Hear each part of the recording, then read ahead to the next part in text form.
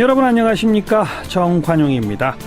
국민의당 오늘 문을 걸어 잠근 채 진행된 당무위 회의에서 전당원 투표를 의결했습니다. 통합의 파트너인 바른정당 하태경 최고위원 연결해서 그쪽 이야기 좀 들어보겠고요. 오늘 하루 종일 뜨거운 논란을 몰고 온 이른바 문바 논란, 문바가 미쳤다라는 글을 블로그에 올린 단국대학교 서민 교수 직접 연결해서 무슨 이야기인지 들어보겠습니다. 7시 5분 시작되는 2부 정치 토크 마련합니다. 임종석 실장의 아랍에미리트 방문과 관련된 논란, 또 한미연합 군사훈련 연기 문제에 대해서 더불어민주당 박용진 의원, 자유한국당 백승주 의원과 이야기 나눠보겠고요. 한국에서 아파트에 산다는 것의 의미는 무엇일까요? 이번에 가치 있는 아파트 만들기라는 책을 펴낸 한국학중앙연구원의 정헌목 교수 초대해서 흥미로운 이야기 함께 들어봅니다. 잠깐 광고 듣고 출발하죠. 국민의당은 오늘 당무위원회를 열고 바른정당과의 통합에 대한 전당원 투표를 하기로 의결을 했습니다. 자, 통합의 파트너인 바른정당은 어떤 입장일까요? 하태경 최고위원을 연결합니다. 안녕하세요. 예, 안녕하세요. 네. 하태경입니다. 바른정당은 다 찬성입니까? 예, 11명 의원 우리가 모여서 아침에 의총을 했는데요. 예. 만장일치로 강력 찬성입니다. 그러니까 이탈하시는 분 아무도 없어요? 한 사람도 없습니다. 여기에 올인입니다. 자유한국당에서는 바른정당에서 추가 탈당해서 자기네 당으로 올 사람이 있다고 계속 주장하던데요. 아마 거기는 자기들 걱정 앞으로 해야 될 겁니다. 예. 예, 우리가 지지율 더 높아질 테니까요. 네. 이제는 아마 공수가 바뀔 겁니다. 네. 자, 100% 전폭 찬성하시는 이유는요? 이제는 병든 야당이 아니고 건강한 야당이 필요합니다. 그리고 말귀들을 못 알아듣는 야당, 말이 안 되는 야당이 아니라 말이 좀 되는 야당이 필요합니다. 그래야 지금 한국당은 완전히 병든 야당이에요. 예. 그러면 정치가 병들고 대한민국이 병들고요. 이게 건강한 야당으로 바뀌어야 정치가 건강해지고 대한민국이 건강해집니다. 예. 그래서 지금 통합이 안 되고 바른정당 국민의당이 각계약진을 하면 바른정당 국민의당이 소멸할 수가 있어요. 네네. 그렇잖아요. 이게 지지를 받아야 되는데. 그렇죠. 근데 물론 우리가 통합 과정도 잘 안 되고 하면은 실패할 수도 있습니다만은 그래도 통합 과정을 성공적으로 국민들의 박수를 받으면서 잘 해 나가면은 예. 한국당 병든 야당을 대체하는 정말 건강한 야당이 탄생할 수 있을 거라고 봅니다. 예. 방금 언급이 그 통합 과정이 잘 국민들의 지지를 받으며 이런 말씀을 하셨는데 바른정당은 하태경 최고위원 말대로 100% 전폭 찬성이지만 국민의당은 지금 겉에서 볼 때 쪼개질 것 같지 않습니까? 어떻게 보세요?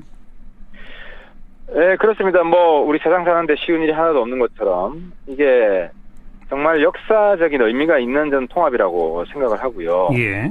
사실 과거 그 아버지 때는 서로 원수인 정당이었지 않습니까? 예. 근데 지금 자식 때 들어가지고 서로 이제 친구 나아가서 동지가 되자고 하는 거기 때문에 예. 상당히 큰 어려움이 있을 거라고 봅니다. 하지만 어쨌든 양당의 주인이 지금 통합에 강력한 의지가 있고 예. 또 이제 실질적인 주인은 또 당원들인데 예. 당원들의 의사를 지금 묻고 있기 때문에 예. 결국은 저는 성공할 거라고 봅니다. 성공은 할 수 있을지 모르겠습니다만 상당수 이탈은 불가피할 것처럼 보이는데 어떻게 보세요? 저희 내부에서 이탈은 아까 말씀드린 없을 것 같고요. 예. 국민의당도 좀 슬기롭게 잘 헤쳐나갔으면 좋겠습니다. 어차피 정치를 오래 하신 분들이기 때문에 지금 반대 지상에 있는 분들이 예. 이 역사의 큰 흐름에 저는 같이 할 거라고 생각합니다. 예. 박지원, 천정배, 정동영 이런 분들이 반대하면서 내거는 가장 큰 이유는 결국 안철수 대표나 유승민 대표 이런 사람들이 대통령 하고자 하는 꿈 때문에 자유한국당 쪽하고도 결국은 연대해서 신3당 합당처럼 돼가지고 다음번 대선 노리려고 하는 거 아니냐. 이거는 안 된다. 이런 주장인데 그런 주장에 대해서 어떻게 생각하세요? 그러니까 과거 그 민정당이었죠. 네. 옛날 3당 합당할 때 그때 민정당하고 지금 자유한국당은 근본적으로 다른 게요. 민정당은 6.29 선언에서 국민들한테 완전히 항복을 하고 다시 태어났습니다. 예. 그렇잖아요. 근데 이건 탄핵까지 당했고 실제로 탄핵 반대한 사람들이 다수고 저 정당은. 예. 그래서 저는 자유한국당은 제가 일관되게 이야기하지만 뭐 통합 대상이 아니라 소멸 대상입니다. 예. 또 우리가 합당을 하면 한국당은 이 없애기 위해서 우리가 노력을 할 겁니다. 그리고 지방선거 때도 그래서 야당 교체 예. 완전히 바뀌어야 된다. 병든 야당이 아니라 건강한 야당으로. 예. 그래서 이런 저희들의 뜻이 전달되고 있기 때문에 예. 그건 오해가 풀릴 거라고 생각합니다. 예. 바른정당 내 일부 의원들은 결과적으로 보수 대연합 쪽을 추구하는 분들도 있지 않나요? 그런 보도들도 나오고 있는데요. 그러니까 자유한국당이 보수가 아니잖아요. 아하. 저게 건강한 보수면은 사사건건 대통령 하는 거 발목만 잡고 발목 잡는 제대로 된 견제를 못 하잖아요. 예. 그냥 아무런 뭐 합리적인 이유도 없이 반대만 하고 대한민국 앞길 가로막고 완전히 구태 야당에다가 그래서 예. 우리가 정말 도와줄 건 도와주고 또 뭐 견제할 건 견제하는 그런 건강한 야당이 돼야 된다. 예. 기본적으로 뭐 병들어서 지금 사망 선고 앞두고 있기 때문에 알겠습니다. 기본적으로 뭐 보수도 아니라는 거죠. 보수도 아니기 때문에 이른바 보수연합의 대상도 아니다 이 말씀이군요. 그렇죠. 자격도 없고요. 네. 국민의당 통합파의 일부 의원들은 바른정당과 연대해가지고 민주당과의 개혁연대 쪽을 생각하시는 분들도 있는 것 같아요. 그건 어떻게 생각하세요? 민주당하고 좀 더 강관 협력 체제가 저는 구축이 가능하다고 봅니다. 아하. 저희가 만약에 합당이 되면 네. 그 과거에 그 이제 민주당 후보들 쪽에서 뭐 연정 이야기도 나왔잖아요. 예. 그래서 그런 가능성까지 저희들은 배제하지 않을 거고요. 예. 협치도 좀 더 강력하게 하고 예를 들어서 뭐 총리를 국회에서 좀 추천해 주라고 하면 예. 저희들이 민주당하고 협의해서라도 예. 총리를 우리가 좀 협력해서 추천을 하고 네. 그런 식으로 지금보다도 훨씬 더 높은 협치를 추구해서 지금 왜냐하면 국제 정세가 굉장히 불안정하거든요. 예. 그래서 우리 대한민국 국민들을 똘똘 뭉쳐야 되고 자유한국당은 계속 발목만 잡을 겁니다. 예. 그래서 압도적 다수가 국민들 단결시킬 수 있는 그런 정말 정치를 저는 알겠습니다. 하는데 통합이 필수적이라고 봅니다. 결국은 통합해서 야당 교체하고 그리고 보수연대보다는 개혁연대 쪽이다 이 말씀이군요. 그렇습니다. 미래를 위한 연대를 할 것이고요. 그 첫 번째 파트는 한국당이 아니라 민주당입니다. 네. 여기까지 듣죠. 고맙습니다. 감사합니다. 바른정당 하태경 최고위원이었습니다. 문빠 너희들은 환자야 치료가 필요해. 네, 기생충 전문가로 유명한 단국대학교 서민 교수가 문빠가 미쳤다라는 글의 한 부분입니다. 오늘 하루 종일 논란이 뜨거운데요. 서민 교수 직접 연결합니다. 안녕하세요. 네, 안녕하세요. 서민입니다. 네, 일단 이런 글을 쓰게 된 배경이 뭡니까? 제가 문빠에 대한 문제점을 좀 오래전부터 계속 생각하고 있었는데요. 예. 그리고 이제 계속 문빠 사이트를 다니면서 그들의 이제 삶을 좀 관찰하다가 예. 이제 좀 정도가 너무 심해서 이게 이제 우리나라 전체로 봐서 해악을 끼치겠다 생각이 들어서 예. 쓰게 됐습니다. 예. 그런데 특별한 계기는 있었습니까? 또 특히 뭐 미쳤다, 환자다, 치료까지 필요하다라고 말할 정도에? 뭐 그전에도 계속 뭐 정말 자기랑 의견이 조금만 다르면 적폐로 몰고, 그러니까 정말 민주주의를 위해서 애써 싸운 사람들까지 적폐로 모는 걸 보면서 도대체 왜 그럴까 생각을 하다가 이제 얼마 전에 그 낚싯배 같은 경우도 예. 낚싯배로 인해서 막 사람이 많이 죽었는데 거기서도 이제 뭐 문재인 대통령 잘했다, 나라다운 나라구나 막 이렇게 얘기를 하더니 이 급기야는 중국 경호원이 기자를 폭행한 거에 대해서도 예. 뭐 맞을짓 해서 맞았다고 되게 환호하는 걸 보면서 이제 드디어 이제 병이 정말 깊어졌구나 생각이 들어서 예. 누군가가 이렇게 나서서 얘기를 해야 되는데 아무도 못하는 거예요. 그래서 저라도 하겠다 생각이 들어서 글을 썼습니다. 문 대통령 극성 지지자들 문빠. 근데 이분들이 낚싯배 사고 이번에 기자 폭행 등등에서 보인 반응이 도를 넘었다. 네. 도를 넘었다고 평가하시는 그 구체적인 근거는요? 어쨌든 폭행은 기본적으로 나쁜 일이고요. 예. 근데 저는 세상에 맞을 만한 일이라는 게 있다고 생각하지 않습니다. 그냥 폭행은 그 자체로 나쁜 것이라고 생각하는데 예. 기자가 맞아서 크게 다쳤다. 그건 예. 당연히 중국을 욕하고 그리고 이제 우리나라가 항의를 해야 되는데 근데 어떻게 기자들을 욕을 하면서 잘 맞았다 아니면 어떤 분은 또 정당방위라고까지 얘기했지 않습니까? 아하. 그런 걸 보면서 이거는 도저히 제 상식으로는 납득이 안 갔어요. 그래서 저는 이제 이런 것들이 어쨌든 문재인 대통령의 지지율을 점점 떨어뜨리고 앞으로 해롭게 될 것이라는 그런 이제 위기감을 느꼈죠. 그러니까 문빠의 존재가 문 대통령에게도 전혀 도움이 안 된다? 그렇죠. 왜냐하면 사람들이 이제 대통령 싫어하게 되는 계기가 문바들의 극성 때문에 질려서 싫어하게 되는 경우도 되게 많이 봤거든요. 아하. 특히 이제 민주당 경선 때가 이제 그때도 그랬었는데요. 예. 사실 이 안희정 지사나 이재명 시장 같은 경우도 굉장히 훌륭한 분들이고 존경할 만한 분들인데 예. 문바들이 그들마저 적폐로 몰면서 욕을 막 해대했어요. 네. 그래서 그때 이제 그분들 지지자들이 뭐라 그랬냐면은 나 진짜 문재인 대통령 후보가 돼도 안 찍겠다는 분들이 좀 많이 있더라고요. 실제로 안 찍진 않았겠지만 예. 다른 후보 지지자들에게 상처를 입히는 그런 것이 너무 당연시되는 것 같아요. 이분들은. 네. 더 놀라웠던 건 이거예요. 네이버 같은 그런 포털 사이트에 검색어 조작을 하고 있어요. 그리고 그거에 대해서 문제의식이 없어요, 전혀. 그러니까 검색어 조작을 어떻게 한다는 거죠? 어떤 문재인 대통령에게 불리한 기사가 나잖아요. 예. 그러면 해당 사이트 URL을 딱 링크를 하고 예. 자, 이리로 가서 댓글 조작하자고 얘기를 하면 또 우르르 몰려가서 조작을 합니다. 아.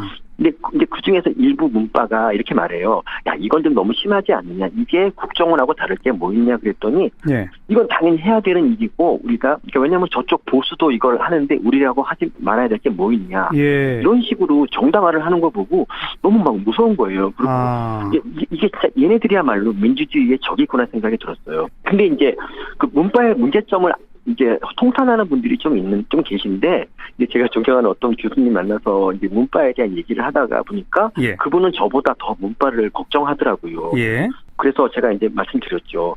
선생님 그러면 글이라도 한번 쓰시죠 그랬더니 무섭대요. 무섭다. 네. 아. 그래서 이 글은 내가 써야겠구나 이 생각을 했습니다. 예.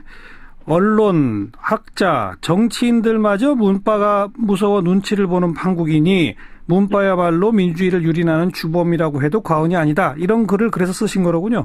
네, 맞습니다. 왜들 그렇게 무서워한다고 보십니까?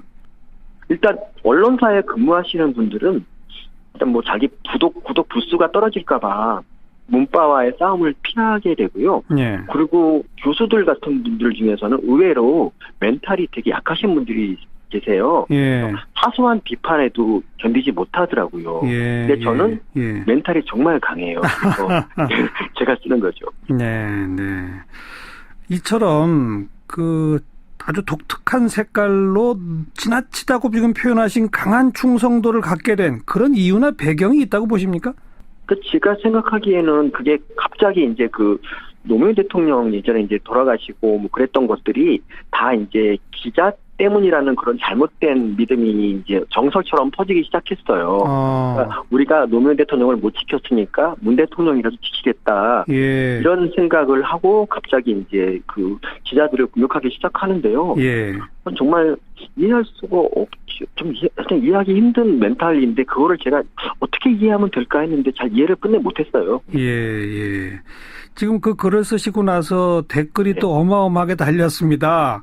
네. 서민 교수 기생충만 보더니 기생충 같아졌구나 근데 이런 식인데. 네. 어떻게 보세요? 그 댓글에 대해서는? 그 댓글이 제가 쓴 글의 논지를 반박하는 거는 별로 없고요. 주로 이제 인신공격 같은 거에 머무르고 있다는 게 제가 옳다는 걸 보여주는 것 같아요. 예. 저는 참고로 그런 댓글을 되게 좋아하고요. 저 욕하고 외모 욕하고 기생충 욕하고 이러는 걸 되게 좋아해서 댓글을 다 일일이 달아드리고 그랬었는데 예. 너무 많이 달려서 이제 포기했습니다. 그런 의미에서 멘탈이 강하다고 하시는 거로군요. 예, 저는 그렇습니다. 예. 중국에서의 기자 폭행 관련해서는 노무현 정부 때 청와대 홍보수석이었던 조기숙 이화여대 교수가 조금 정확한 사실 파악하지 못하고 어떤 주장을 폈다가 혹시 이게 정당방위 아닐까 이런 식의 주장을 했다가 이건 제가 잘못했습니다라고 사과한 적이 있었지 않습니까? 네. 그거를 우리 서민 교수께서는 그런 조기숙 교수의 주장에도 동조하는 문바들이 너무 많다. 이게 문제다 이렇게 지적하셨잖아요. 네, 맞습니다. 그런데 그 후에 조기숙 교수는 서민 교수의 글에 대해서 법률가하고 상담해 보니까 문바가 정신병자라고 하는 주장도 명예훼손이다라고도 지금 반박하고 계시거든요. 네. 어떻게 보세요? 그러니까 저는 이렇게 일단 학자가 이렇게 이 정도 비판에 고소 얘기를 한다는 것 자체가 조금 좀 문제가 있는 것 같아요. 왜냐하면 뭐 자신의 비판은 늘 정당하고 뭐 자신에게 가해지는 비판은 뭐 항상 문제가 뭐 고소하냐 이런 거는 좀 문제가 있어요. 저 같은 경우는 저를 아무리 욕해도 저는 고소 같은 거 거의 안 하거든요. 그러고 사는데 뭐 그렇게 생각할 수도 있는 건데 좀 치졸한 것 같다는 생각이 좀 들었습니다. 예. 뭐 별다른 대응은 안 하실 거고요? 저는 전혀 대응을 안 할 거고요. 제가 이제 SNS를 안 하거든요. 그래서 별로 이렇게 대응할 만한 방법도 별로 없는 것 같아요. 예. 하지만 앞으로도 도가 지나치다 싶은 그런 문바들의 행동에 대해서는 계속 비판하는 글을 쓰시겠다 이 말씀인 거죠? 네, 한 번 쓰니까 이제 한 번 처음이 어렵지 두 번째는 쉽거든요. 그래서 이제 이번 댓글 몇백 개를 분석하면서 이들의 이제 삶에 대해서 좀 분석을 해보고 그 분석글을 한 다음 주 정도에 올리고 싶습니다. 네, 알겠습니다. 관심 갖고 저희도 한번 볼게요. 고맙습니다. 네, 감사합니다. 단국대학교 서민 교수였습니다. 윤태곤 실장 어서 오십시오. 네, 안녕하세요. 한일 육자회담 수석 대표들이 일본에서 만난다고요? 예, 오늘부터 내일까지 이도훈 우리 한반도 교섭본부장이 가나스기 겐지 일본 외무성 아시아 대왕주 국장하고 협의를 한다고 합니다. 네. 그 사람 다 이제 육자회담 수석 대표예요. 예. 외교부 설명은 이번 협의는 지난 19일 열었던 한일 외교장관 회담의 후속 협의다. 양측은 북한의 장거리 탄도미사일 시험 발사 이후 북핵 관련 상황 평가를 공유할 것이다. 이렇게 설명을 했어요. 강경화 외교장관이 일본에 갔다 온 거죠? 그렇죠. 강 장관이 고노다로 일본 외무상하고 19일날 도쿄에서 회담을 가졌습니다. 예. 중국 갔다 와서 거의 바로 간 셈이죠. 그러네요. 그리고 아베 일본 총리하고 면담도 했고 제가 몇 번 말씀드렸는데 이제 문 대통령 취임 후에 미국, 러시아, 중국까지 방문했는데 일본을 안 갔잖아요. 아직 안 갔죠. 예. 우리가 과거에는 미일 중러 이런 식이다가 미중일러 이렇게까지는 됐는데 러시아보다 뒤에 간 건 처음이거든요. 그렇죠. 그리고 이번에 이제 중국에 가서 과거사 이야기도 많이 했지 않습니까? 상대적으로 일본에 대해서 소원한 셈인데 강 장관 방문은 그런 맥락이라고 봐야 되겠죠. 예. 평창 올림픽에 아베 총리 참석 요청했는데 거기에 대해서는 또 뭐 좀 어렵다? 뭐 이런 얘기가 이미 나왔죠? 오늘 아사히 신문이 조금 자세하게 보도했습니다. 아사히 신문은 일본에서 조금 진보적인 신문이잖아요. 우리 측이 이제 아베 총리의 평창 동계올림픽 참석을 타진했는데 어렵다는 답을 받았다. 공식적으로 못 간다까지는 아니고 지금 분위기는 어렵다. 이런 내용을 보도를 했어요. 지금 분위기로서는 어렵다? 예. 지금 분위기라는 게 뭔 거예요, 그러니까? 한일 양국이 아무도 공식적으로 그 이야기는 안 하는데 그 위안부 합의 부분하고 연결되는 거죠. 예. 아사히 신문 보도에도 이제 그런 내용이 들어 있는 거죠. 예. 일본은 기존 양국 정부 간의 합의를 지켜야 한다는 그런 입장이고. 그렇죠. 일본 입장은 그렇습니다. 우리는 아니라는 거고. 그런데 이게 문 대통령이 대통령 후보 시절에 공약했는데 취임 이후에 정부가 명확하게 말한 적은 없어요, 실은. 예. 근데 그 양국 간 정부 간 합의 과정에 대해서 뭐 조사하는 태스크포스 팀이 있었지 않나요? 네. 그게 이제 한일 일본군 위안부 문제 합의 검토 태스크포스라는 게 있는데 이건 우리나라에 있는 태스크포스입니다. 그렇죠. 보고서가 27일 날 발표가 돼요. 예. 근데 이 TF가 외교부 관료하고 민간 전문가가 같이 구성을 한 건데 이제 아마도 지금 이제 조금 흘러나온 이야기에는 피해자 중심주의에 따라 이루어지지 않았다. 양국 정부끼리만 한 거 아니냐. 그렇죠. 피해 할머니들이 배제된 절차와 내용에 대한 문제가 있는 게 지적될 거다. 이런 이야기가 흘러나오는데 예. 우리 정부의 지금 분위기는 그 TF하고 정부 입장을 좀 분리하는 기류예요. 그건 무슨 말이에요? 그 TF를 만든 게 정부인데. 그렇죠. 근데 자기들이 이게 만든 TF에 조금 고육책인데 이게 TF 보고서는 보고서지 않습니까? 그럼 그걸 채택해야지 뭐 합의, 파기, 수정 이런 흐름으로 가겠죠. 예. 근데 이제 보고서 발표하고 그걸 수용하는 거 사이에 좀 시간을 둘 것 같아요. 시간을 둔다? 평창 올림픽 정도까지는. 아, 예, 예. 그게 이제 일본과의 관계, 북핵 대비 공조 등을 감안한 건데 예컨대 그 두 가지 보수 정권 때 이루어졌던 합의 중에 두 가지가 이제 문제가 됐던 건데 그 위안부 합의하고 한일 군사 정부 보호 협정이라고 지소미아. 그렇죠. 이것도 이제 지금 여당이 야당 때는 폐기해야 된다고 했는데 사실 지금 아무 말도 안 하고 있어요. 여기에 대해 가지고 같은 맥락 아니겠습니까? 그러니까 아베 총리가 평창 올림픽에 참여할 수도 있는데 지금 위안부 합의 문제라든지 이런 거에 대해서 우리 정부가 어떻게 움직이는지 좀 지켜보고 있다 이건가요? 그 관측이 그런 거죠. 어허. 예를 들어서 공식적으로 안 간다라고 말해놓으면은 그게 또 이제 딱 끊는 거고, 간다라고 하면은 뭐 이것 때문에 간다고 했다가 못 간다고 한다 이럴 수도 없는 거 아니겠습니까? 일본 그렇죠. 입장에서는. 예. 그런 기류인 것이고, 또 하나 변수가 사실 한일 위안부 협정이 만들어진 데는 미국 당시 오바마 행정부의 물밑 압력이 크게 작용을 했었거든요. 빨리 한일 간의 관계 개선해라라고 그렇죠. 압력을 계속 넣었죠. 예, 북핵 문제에 대비도 해야 되고. 예. 트럼프 대통령은 뭐 그것보다 더 하죠. 더 하겠죠. 아베 총리랑 워낙에 가까운 사이이기도 그렇죠. 하고요. 예. 근데 이제 우리 입장은 미국, 중국, 일본하고 다 관계를 우호적으로 가져가야 되는 거 아니겠습니까? 예. 그리고 또 하나의 변수는 기존 위안부 합의에 대해 가지고 국내 비판 여론이 매우 높다. 지금 여권이 앞장섰었다. 그렇죠. 거기다 또 하나 변수가 문 대통령은 이번 평창 올림픽을 그냥 올림픽 잘 치는 거를 넘어가가지고 뭔가 한반도의 평화의 모멘텀으로 삼으려고 하고 있거든요. 그렇죠. 그래서 이제 시진핑 주석한테 가서도 와달라고 이야기했다는 거 아닙니까? 그랬죠. 근데 중국도 확답은 안 했어요. 예. 중국은 보겠다는 거죠. 예. 일본도 지금은 우리 부정적인데 좀 지켜볼게. 예. 이런 기류거든요. 예. 그러니까 이제 우리가 문신의 폭이 좀 극도로 좁은 면이 있는 거죠. 그렇다고 시간만 끌어서 될 문제는 아니지 않습니까?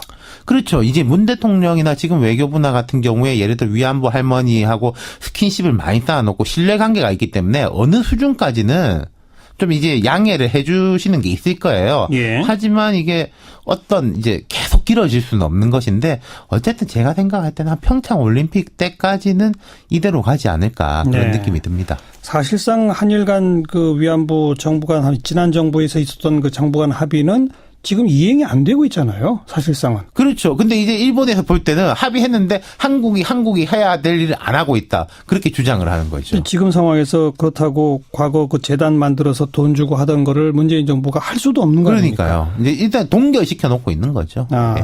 그게 평창 올림픽의 복합적인 다차원 방정식이다. 네, 그렇습니다. 수고하셨습니다. 감사합니다. 윤태권 실장이었습니다. 시사잡기 1부 마치겠습니다. 잠깐 뉴스 들으시고요. 7시 5분 2부에 다시 뵙죠. 오늘 하루 화제가 된 뜬 뉴스들부터 정리해드립니다. CBS 김현지 기자 안녕하세요. 네, 안녕하세요. 네, 첫 소식은요. 고인에 대한 돈 없는 조롱입니다. 사흘 전 스스로 목숨을 끊은 샤이니 멤버 종현의 발인이 오늘 오전 치러졌는데요. 많은 동료 연예인들과 팬들이 슬퍼하면서 그를 추도하는 와중에 그의 죽음을 조롱하는 글들이 다수 올라오면서 충격을 주고 있습니다. 네. 특히 남성 혐오를 주장하는 커뮤니티 워마드에는 연탄의 요정, 유서 라임도 맞춤이다. 중2병의 관종이라는 등 고인에겐 차마 입에 담기도 힘든 댓글들이 달렸는데요. 이 워마드는 배우 고 김주혁 씨가 숨졌을 때도 전봉 요정이라느니 한남 충잘 죽었다는 등 이런 발언을 해서 대중의 분노를 사기도 했습니다. 소속사 측은 이런 네티즌들에 대해 법적 대응을 검토 중입니다. 이런 분들은 정말 스스로 정신과 치료를 좀 받아야 된다니까요. 좀 몇 번 얘기하지만 샤이니 한류 열풍의 주역이었었는데 해외 반응은 어때요? 네, 이 가까운 일본이나 중국에선 팬들이 직접 조문을 하기도 했는데요. 인도네시아의 한 여성 팬은 종현의 비보를 접한 직후 자살 기도까지 한 것으로 알려졌습니다. 다행히 빨리 발견돼 치료를 받고 지금은 의식을 회복했다고 합니다. 이외에도 종현의 죽음에 식음을 전폐하고 오열하면서 탈진에 쓰러진 팬들도 일부 있는 것으로 전해졌습니다. 네, 참 고인의 명복을 빌고요. 다음 뉴스는? 네. 장애인 등록증을 가짜로 만들어서 장애인 특별 전형에 합격한 대입 비리가 무더기로 적발됐습니다. 아하. 교육부는 오늘 관련 제보를 받고 조사한 결과 부정 입학이 확인된 대학은 현재까지 2곳, 부정 합격생은 4명이라고 밝혔는데요. 유사한 사례가 더 있을 것으로 보고 오늘부터 4년제 대학 전수조사에 들어갔습니다. 어떻게 했다는 겁니까 구체적으로? 예, 이게 장애인 등록증이 없기 때문에 공문서를 위조한 건데요. 예. 대학은 수험생이 제출한 입시 관련 공문서를 당연히 진짜라고 믿고 판단하지 이 진위를 해당 기관에 연락해서 2중, 3중으로 일일이 파악하진 않거든요. 예. 또 장애인 특별 전형은 일반 전형보다 경쟁률이 현저하게 낮습니다. 정원 외 선발 인원으로 따로 뽑는 데다가 대부분 또 미달이기 때문에 합격이 월등히 쉬운 거죠. 네. 이런 허점을 노린 것으로 보입니다. 예, 좀 전수조사 결과 지켜봐야 되겠고. 다음 뉴스요? 네, 애플이 구형 아이폰의 성능을 의도적으로 제한하고 있다는 의혹에 사실이 맞다고 인정했습니다. 그래요? 예, 현재 시간으로 어제 애플이 이를 실토하면서 아이폰 마니아층이 두터운 우리 네티즌들의 관심도 뜨거운데요. 이 애플은 성능을 낮춘 이유에 대해 고객에게 최상의 서비스를 제공하기 위해서라고 해명했습니다. 최상의 서비스를 위해서 성능을 제한한다? 뭔 말이에요? 네, 이게 아이폰에는 리튬이온 배터리가 들어가는데요. 이게 잔량이 얼마 없거나 추운 곳에 있으면 배터리 전력 공급에 차질이 생겨서 느닷없이 단말기가 꺼질 수 있다고 합니다. 예. 그래서 애플은 이렇게 갑자기 폰이 꺼지는 것보단 성능을 낮추는 게 이용자에겐 더 나은 경험을 제공한다는 거죠. 아하. 이에 네티즌들은 성능 떨어뜨려서 새 폰 사라는 상술이다. 느려지는 혁신이군. 고객을 위한다면서 10년 만에야 실토하네. 라며 불만을 나타내고 있습니다. 그렇군요. 수고하셨어요. 네, 감사합니다. 김현지 기자였습니다. 매주 목요일 찾아뵙는 코너입니다. 정치권 이슈들 여야 의원들의 목소리로 직접 들어보는 정치 토크 시간이에요. 오늘은 임종석 비서실장 아랍에미리트 방문에 관한 야당의 공격이 계속 이어지고 있고 일부 언론에서 속보가 또 계속 나오는데 이 문제 좀 토론해 보고요. 한미 합동 군사훈련 평창 올림픽 패럴림픽 기간에 좀 연기해보자라고 하는 문 대통령의 제안에 대해서도 토론해 보겠습니다. 더불어민주당에서는 박용진 의원 안녕하세요. 네, 안녕하세요. 박용진입니다. 자유한국당의 백승주 의원 안녕하세요. 예, 안녕하세요. 경상북도 구미시의 백승주 의원입니다. 네, 두 분 인사 좀 나누시고요. 네, 안녕하세요, 의원님. 반갑습니다. 예, 박용진 의원님 안녕하세요. 반갑습니다. 네. 자, 아무래도 백승주 의원께 먼저 발언권 드리겠습니다. 임종석 실장의 그 아랍에미리트 방문 계속 자유한국당은 문제 제기하고 계신데 핵심 문제가 뭐라고 보시는 겁니까? 지난 10일에 임종석 실장을 특사로 중동에 아랍에미리트 보낸다는 이후에 연기가 그때부터 좀 났죠. 예. 지금 대형 산불이 되어가고 있는데 우리 야당에서 의문을 제기한 것은 방문 목적이 무엇이냐의 문제죠. 예. 그 초기에 그 방문 계획을 청와대 박수현 대변인이 발표할 때는 그 지역에 있는 두 곳의 군부대를 입문하고 또 두 곳의 그 외교 일정을 소화한다 이렇게 했었는데 그 12일 사이에 우리 당으로 속속 들어오는 정보들이 아랍과 또 서울로부터 들어오는 정보들은 방문 목적이 애초에 설명했던 군사기지 방문 또 우리 장병 위로 이런 차원을 넘었던 대형 정치적 목적을 갖고 있다 이렇게 의심하고 있습니다. 예. 의심할 수밖에 없는 것은 방문 시기가 15일부터 대통령이 중국을 방문, 역사적인 중국 방문 앞두고 있었는데 비서실장의 자리를 비울 수 없는 상황이거든요. 예. 그런 부분하고 또 그 방문 수행 인원을 당시에 공개를 하지 않았는데 그 서동구 국정원 1차장은 이 우리 원전 계약할 때 매우 중요한 역할을 했던 분입니다. 예. 국방부 1차장 또 국방부 1차관이 수행했고 그 청와대에서 공개하지 않은 사이드에서 아는 측에서 그런 사진들이 공개되면서 또 이런 저런 의혹들이 이거는 뭐 우리 야당이 제기했다기보다는 정부 스스로 만든 예. 그런 의혹들이 지금 계속해서 제기되고 있고 그와 관련된 정보들이 속속 우리 야당으로 접수되고 있습니다. 너무 의혹이 많다. 박용진 의원 답해 보시죠. 그 자유한국당의 김성태 원내대표나 장제원 대변인이 하시는 말씀을 들어보면 그 이명박 전 대통령의 뒤를 캐다가 왕실 자금까지 건드려서 국교 단절에 협박 이런 뭐 위협이 있었다. 예. 그래서 가서 머리를 조아렸다 이런 내용 아니겠습니까? 예. 근데 그거는 이제 그 정쟁용 단어고요. 정상적 단어로 말씀을 드리면 그 이른바 그 범죄 비리 혐의에 대한 그 수사가 있었다는 얘기를 들으신 모양이죠. 뭐 저희는 들은 바가 없으니까 자유한국당이 주장대로 그것이 맞다고 한다면 그런 겁니다. 예. 그러면 우리 정부에서 뭐 예를 들면 수사기관이 했겠죠. 검찰이든 경찰이든 수사기관이 우리 법에 따라서 우리 어떤 뭐 법 위반 사실에 대해서 조사를 하다가 예. 외교적인 문제를 가져왔다고 치자고요. 예. 이게 지금 자유한국당이 큰 소리 칠 입장이에요. 그리고 이걸 정쟁으로 만들 일인가요?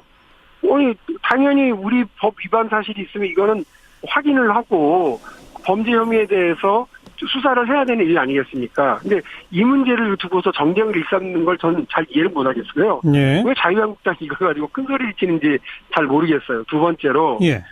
뭐가 도대체 국익입니까? 예를 들어서 그 원전 문제 때문에 불만이 있어 우리 정부의 그 탈원전에 대한 불만과 우려, 불안 때문에 아랍에미리트에서 설명을 해야 되는 상황이라고 그런다면 오히려 우리 경제적인 이익을 위해서든 또 외교 안보의 문제를 위해서든 제1야당이 그 문제를 도와주셔야지.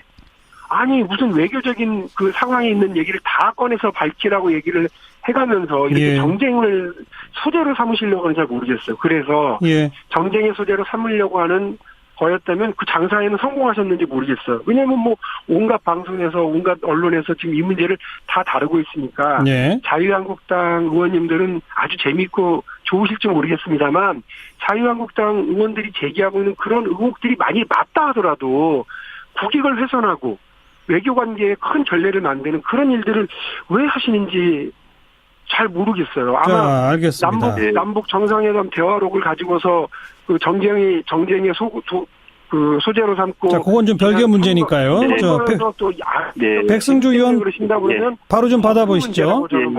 우리 야당에서는 국가 이익을 고려해서 야당으로 입수된 여러 가지 정보들을 구체적으로 밝히지 않고 정부 스스로 설명할 수 있는 기회를 드리려고 노력을 하고 있습니다. 그런 차원에서 운영위원회도 열었고요.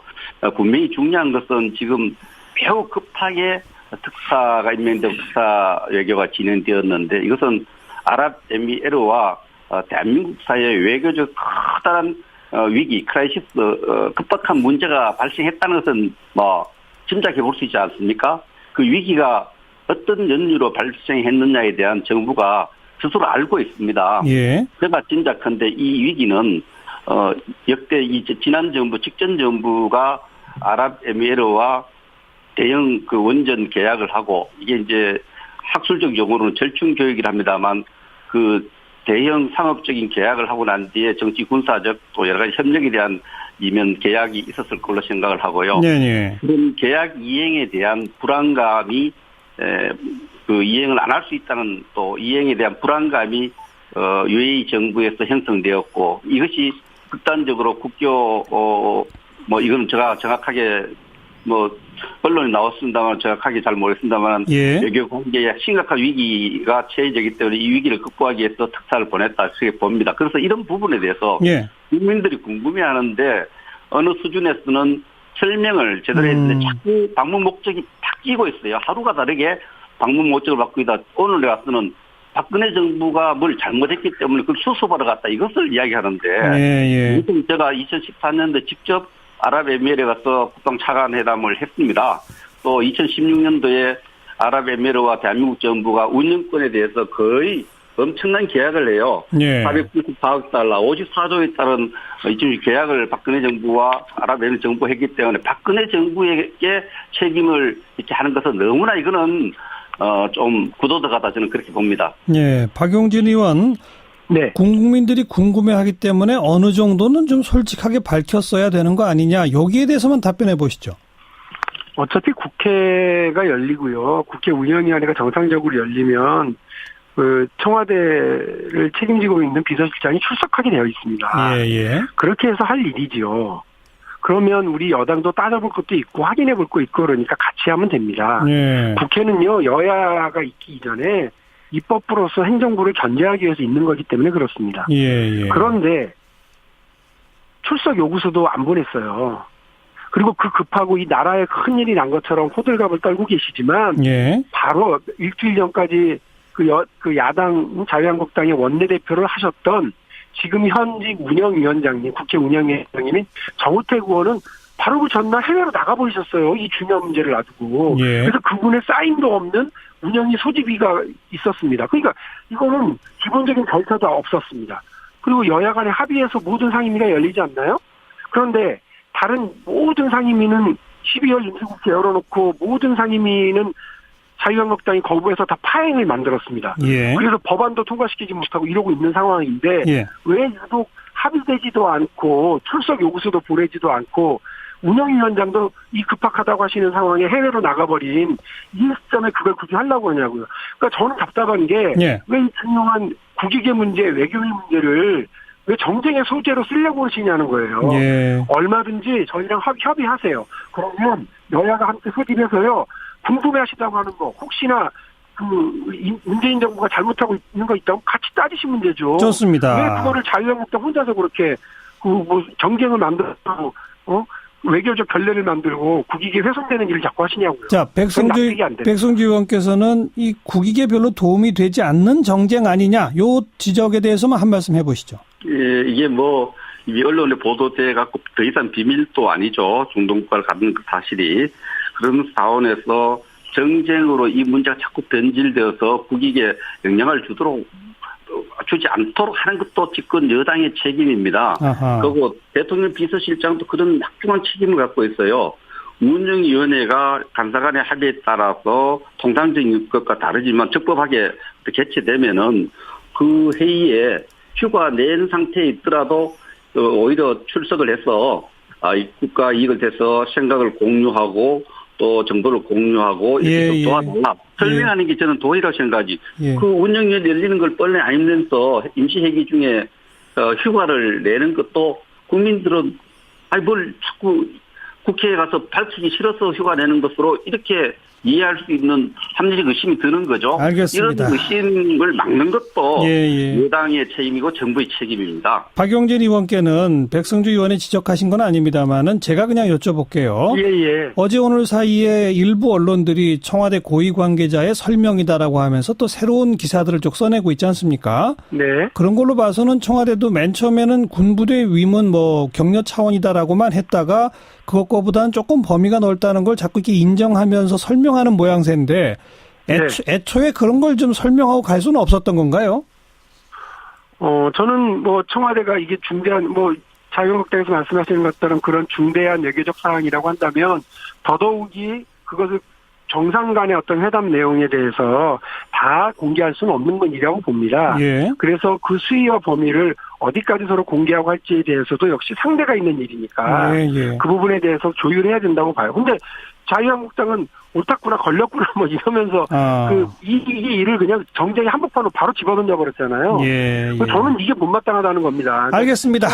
그 부분에 대해서는 운영이 열어서 정상적으로 열어서 같이 밝혔으면 좋겠습니다.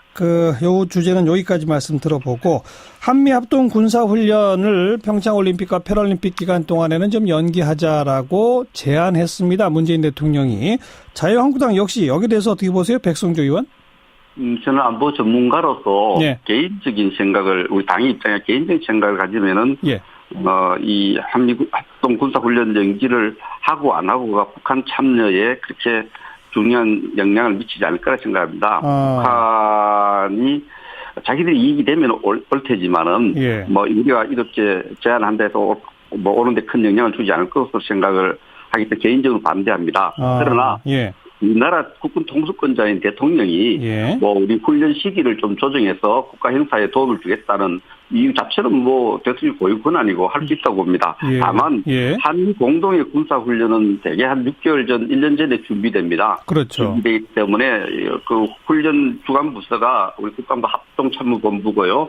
미국에서는 이제 연합사 사령관하고 의논해서 이제 훈련 일정을 짜기 때문에 이 변경에 대해서는 합참과 국방부가 좀 대통령의 지침을 받아서 의논을 좀 해서 한국과 미국이 같이 발표를 했더라면 더 안 좋았겠느냐. 이것을 우리가 먼저 제안했고 미국이 받았다. 그래서 우리가 주도권 행사했다. 이런 모양새보다는 국민 관계도 고려하면서 같이 의논해서 같이 발표해서 같은 효과를 거뒀더라면 또 일부 사람이 걱정하는 한미 갈등 이런 쪽에 걱정을 거둘 수 있거든요. 알겠습니다. 이런 게 좀 아쉽습니다.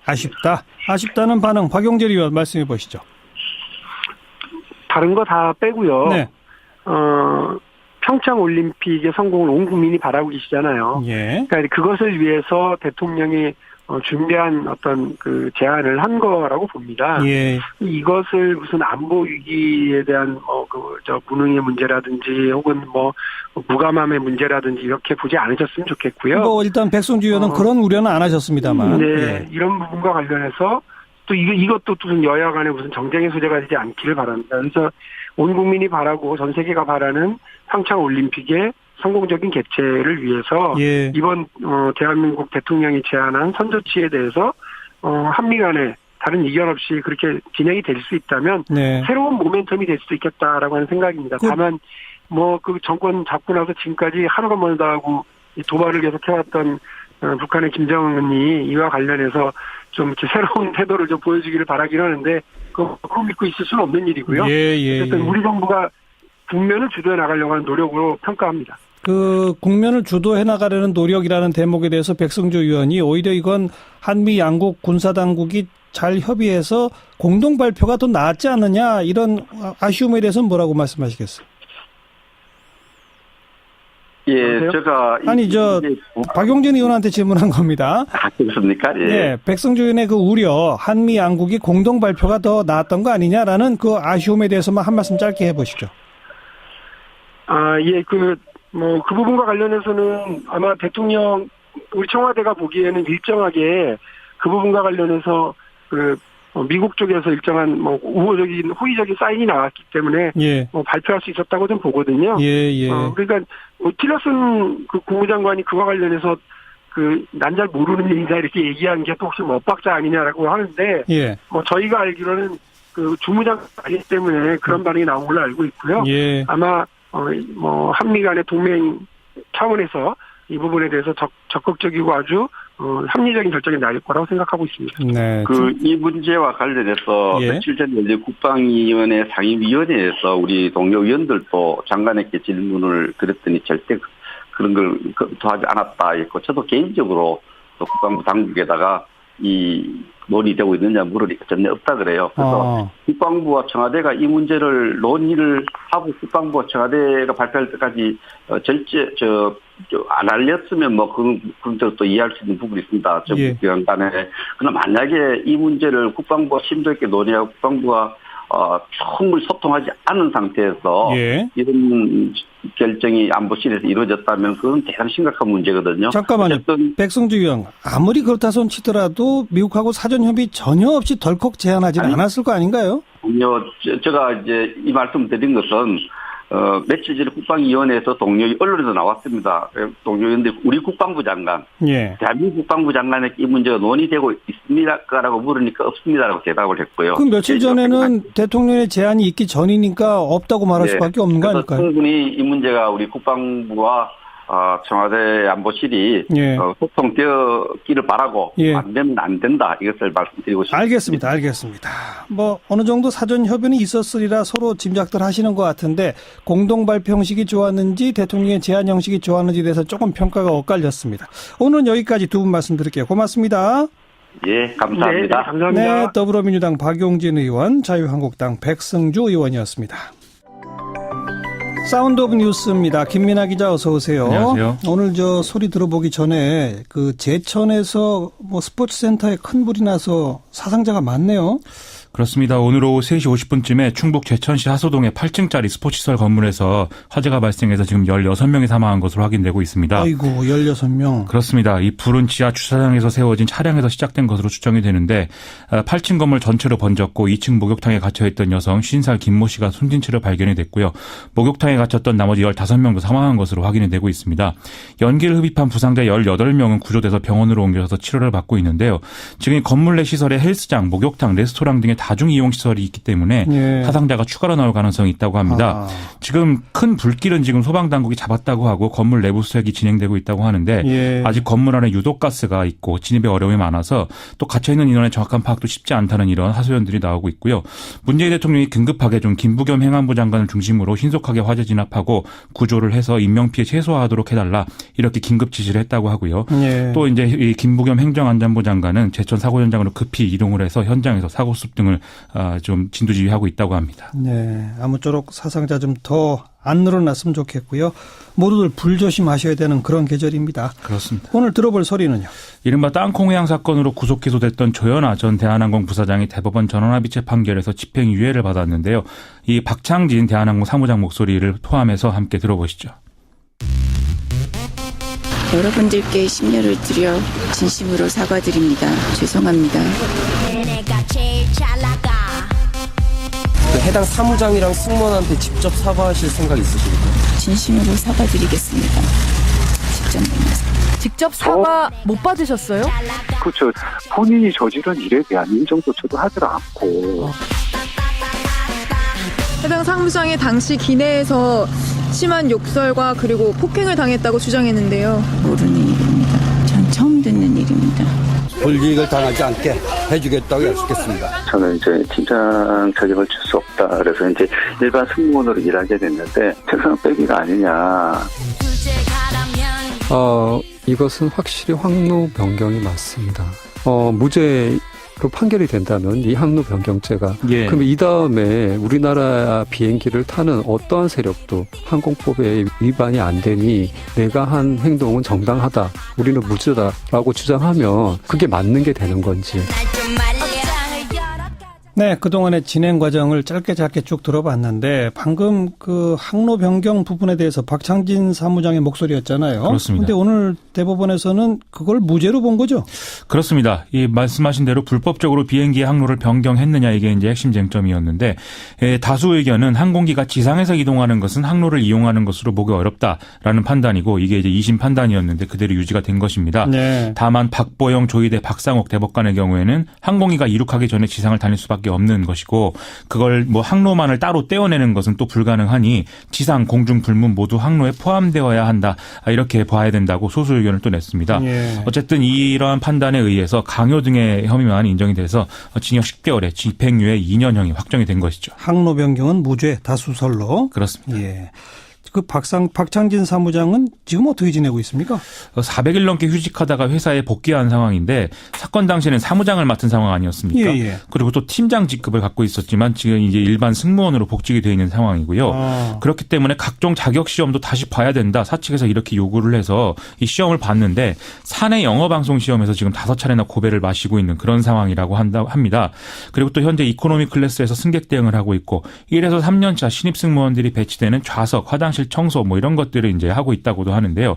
그래서 회사의 부당 노동 행위 등에 대해서 법적 대응 준비를 하고 있다. 이렇게도 얘기를 하고 있는 상황입니다. 예. 이게 뭐 판결은 그렇다 쳐도 이렇게 피해를 당한 사람만 좀 억울한 일이 되는 그런 일은 없도록 추가적인 조치가 있어야 될 것 같습니다. 그렇죠.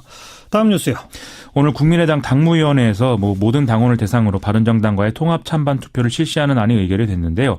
이에 따라서 국민의당은 오늘 27일부터 30일까지 전 당원 투표를 실시하게 됐습니다. 결과는 31일에 발표가 된다고 합니다. 예상했던 결과죠? 그렇습니다. 이 당무위 제적 75명 중에 59명이 참가를 했는데 이 중에서도 통합에 반대하는 당무위원 11명은 전 당원 투표에 반대한다 이런 입장을 밝히고 의결에 참여하지 않은 채 퇴장을 한 것이거든요.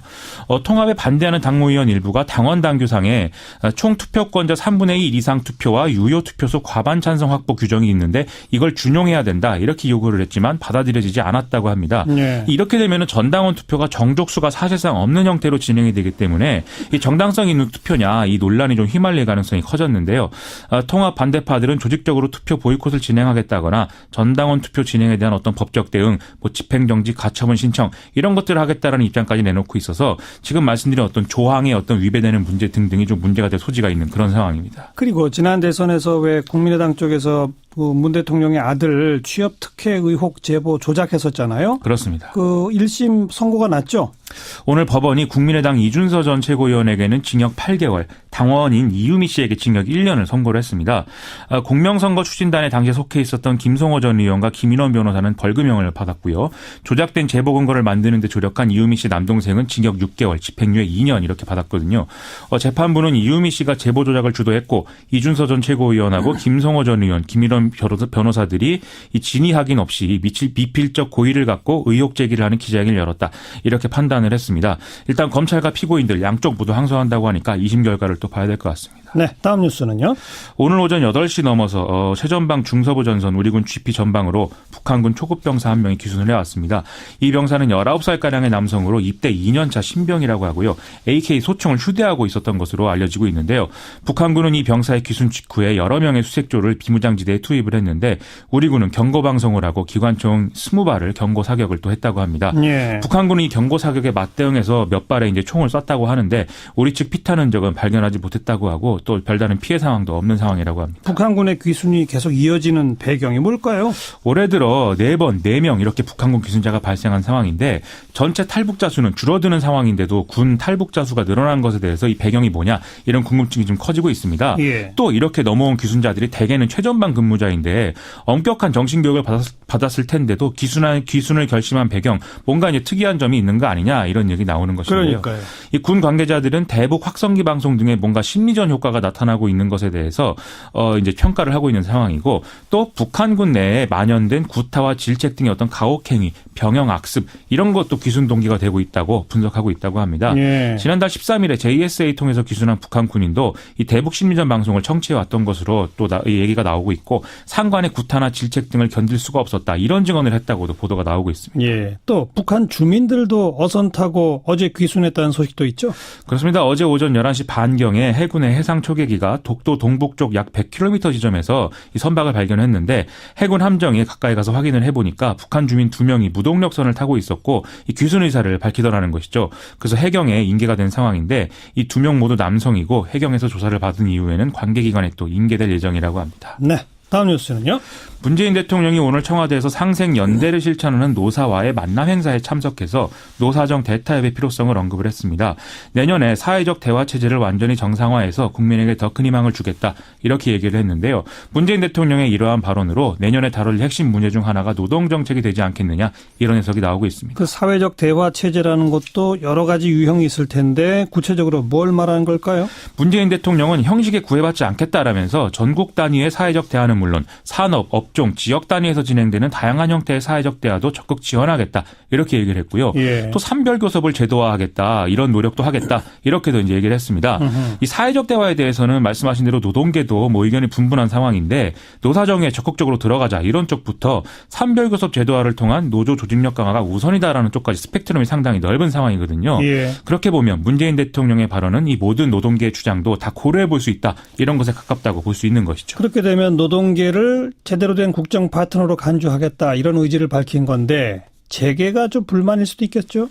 그렇습니다. 이와 관련해서 다음 달 초에 예정된 대한상공회의소에 2018년 신년 인사회에 문재인 대통령이 참석을 안 한다. 이런 보도가 나와서 또 관련해서 화제가 되고 있는데요. 이 행사는 매년 초 개최하는 이 재계의 최대 행사라고 합니다. 근데 거의 매년 대통령이 참석을 해왔고 올해 초에는 이제 탄핵이 돼서 황교안 권한대행이 참석을 했었는데 예. 특히 또 새 정부가 출범한 이후에 첫 행사는 대개 대통령이 참석을 해왔다고 하거든요. 그래서 이번 일은 좀 이례적이다라는 게 재계의 시각이라고 합니다.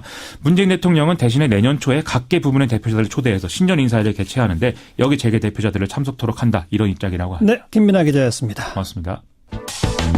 우리나라에서 아파트에 사는 사람이 절반 정도입니다. 대도시로 가면 70% 이상이라고 봐야 되겠죠. 이번에 가치 있는 아파트 만들기라는 제목의 책이 나왔네요.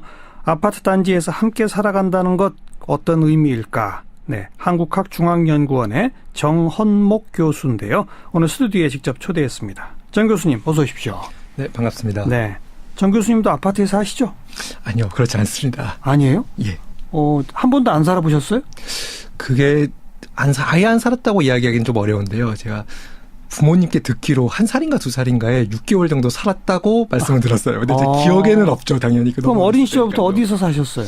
주로 이제 뭐 저층 주거지라고 그러잖아요. 그러니까 연립주택에 이제 1층 혹은 이런 데서 주로 그렇게 살았습니다. 그래요. 인류학자시죠? 네, 맞습니다. 그리고 최근 보니까 현장 연구, 필드 리서치를 통해서 아파트 단지에 사시는 분들을 일일이 면담도 하고 관찰도 하고 이러면서 펴낸 연구소더라고요. 네. 근데 본인이 직접 아파트에 살지 않으면서 그걸 하신 거군요. 네, 맞습니다. 왜 이런 연구를 하자고 생각하셨습니까? 글쎄요. 제가 사실은 인류학자로서 원래 관심을 갖고 있는 거는 현대 한국 사회의 도시 주거 그리고 지역 공동체 이런 문제들입니다. 근데 아무래도 아시다시피 아파트라는 공간이 한국에서 가장 많은 사람들이 살고 있는 공간이기도 하고 그래서 그렇죠. 한국의 어떤 주거 양식으로서의 특징을 가장 잘 보여줄 수 있는 곳이 아파트잖아요. 근데 거기다 플러스로 해서 인류학에서 주로 많이 하는 작업이 사실은 타자에 대한 연구예요. 그러니까 타문화 그리고 다른 문화, 다른 사회에 대한 연구잖아요. 그러니까 저 같은 경우는 한국 사회에서 같이 살지만 같은 한국인으로서 한국 사회에서 살고 있지만 그럼에도 불구하고 저한테는 여전히 아파트 단지라는 공간은 타자로서 다가왔었고 그러면서 이제 한국 사회의 어떤 특징을 잘 보여주면서도 인류학의 연구 특징을 잘 살릴 수 있는 대상이라고 생각을 했습니다. 아파트에서 살아간다는 것의 의미가 그래서 도대체 뭡니까? 그게 사람마다 좀 다를 것 같아요. 그러니까 아파트에서 보통 이제 아파트 산다라고 했을 때 아파트를 우리는 공동체라고 보지는 않습니다. 그렇죠. 아무래도 그거는 뭐 아파트는 이제 굉장히 파편화된 공간이고 개인주의적이고 서로 간에 잘 모르고 그런데 심지어 바로 앞집도 잘 모르잖아요. 그렇죠. 그리고 제가 책에서도 쓴 이야기인데 어떻게 보면 아파트에서는 엘리베이터에서 모르는 사람들 만났을 때 인사해야 된다라는 게 오히려 인사하지 말아야 된다라는 게 오히려 이제 규칙이죠. 사실은 인사해야 되는데 그렇죠. 안 하죠 지금.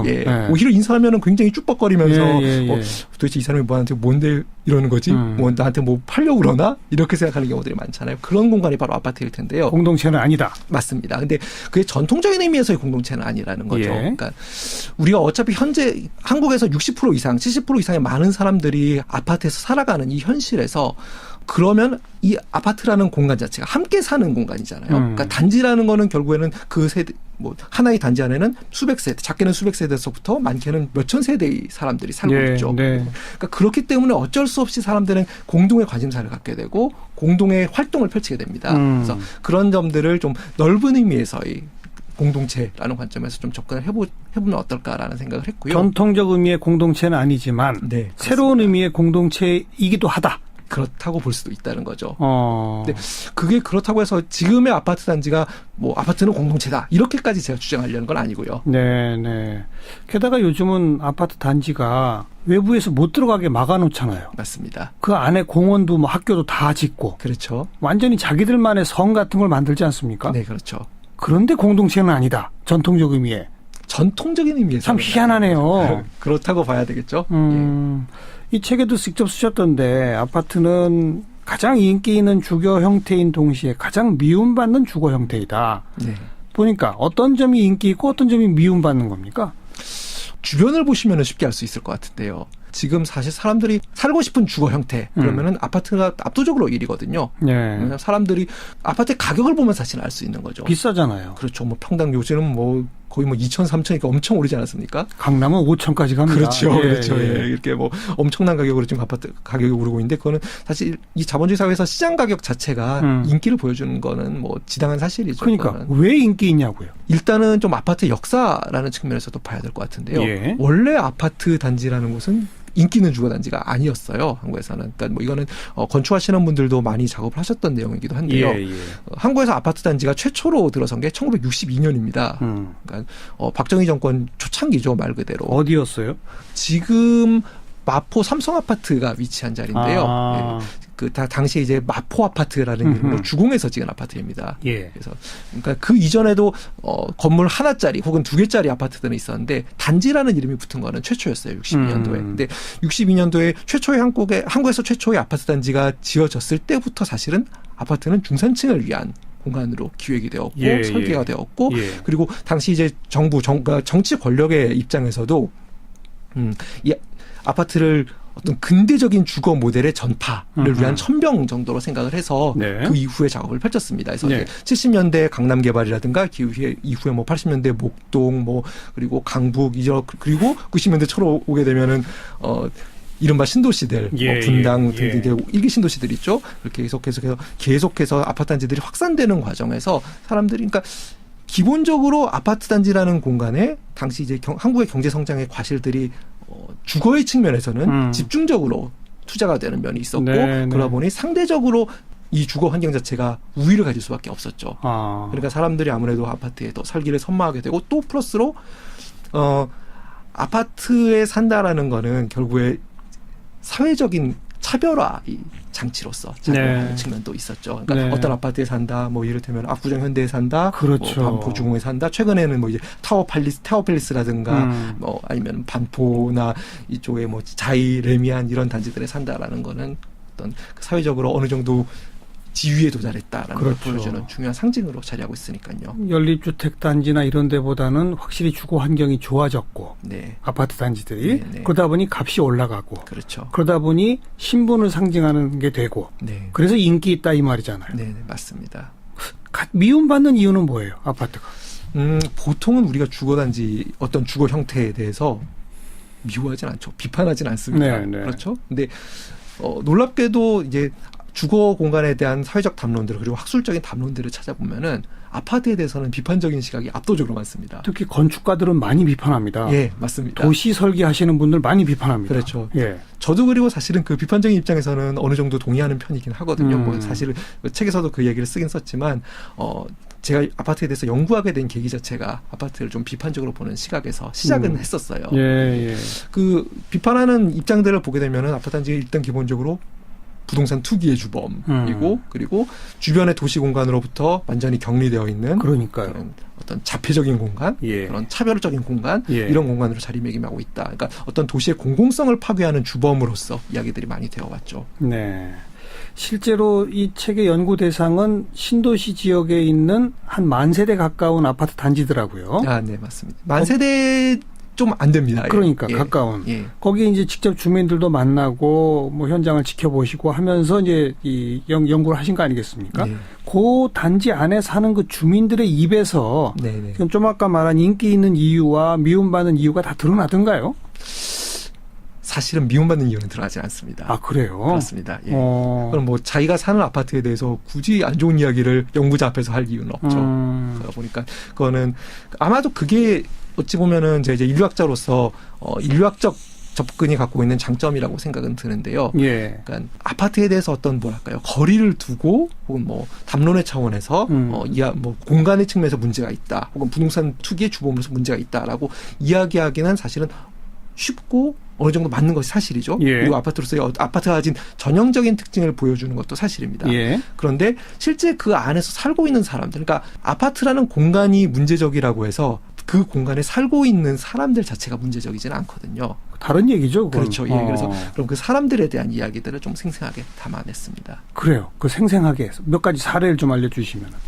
제 연구 같은 경우에 이제 2000년대 중반부터 시작을 하는데요. 물론 제가 그때부터 직접 참여 관찰이라고 불리는 인류학의 연구 방법을 쓴 건 아니었습니다. 근데 이 아파트 단지가 재건축 공사가 2000년대 중반에 들어가거든요. 예. 그 시기는 아마도 지금 재건축 앞둔 혹은 입주 앞둔 아파트 입주 예정자분들이 대부분 공감하실 텐데 인터넷 커뮤니티가 굉장히 활발합니다.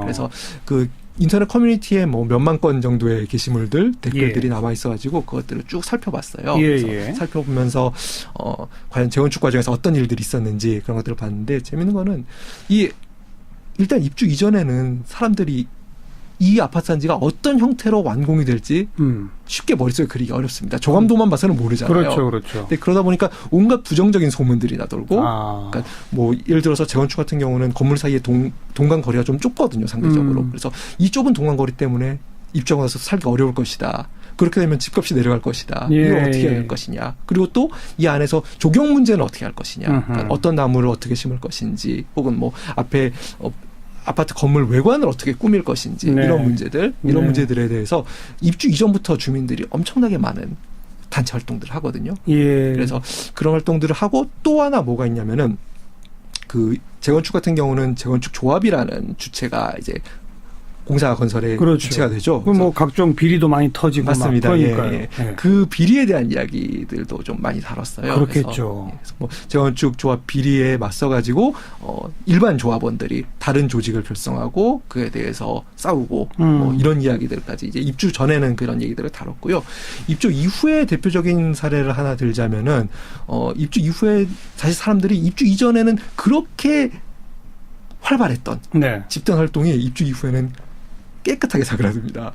이미 어쩔 수 없으니까. 그렇죠. 뭐 그 이후에는 어쩔 수 있는 문제가 아니죠. 그러니까요. 그래서 뭐 입주 이전과는 비교할 수 없을 정도로 조용해진, 그리고 서로에게 무관심해진 상황에서 그럼에도 불구하고 사실은 아파트 단지에서는 여전히 집단적인 문제들이 존재하고 있거든요. 대표적으로 아마 제 책에서 다룬 사례는 아니지만 아마도 이제 청취자분들께서 제일 익숙하실 만한 사례를 하나 들 수 있을 것 같아요.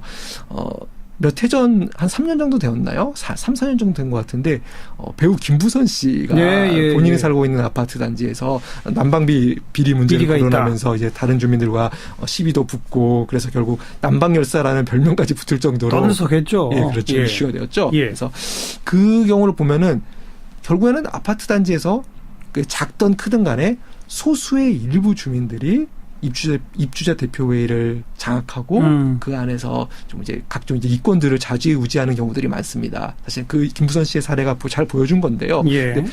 그러면서 대다수의 주민들은 그러든지 말든지 무관심하죠. 그렇죠. 뭐 입주자 대표회의 선거를 한다 그러면 선거율이 뭐 투표율이 10%대 초반밖에 안 나오거든요. 그래요. 예. 뭐 이건 보통 이제 다른 선거들과 비교하면 엄청나게 낮은 그러네요. 투표율이죠. 예. 근데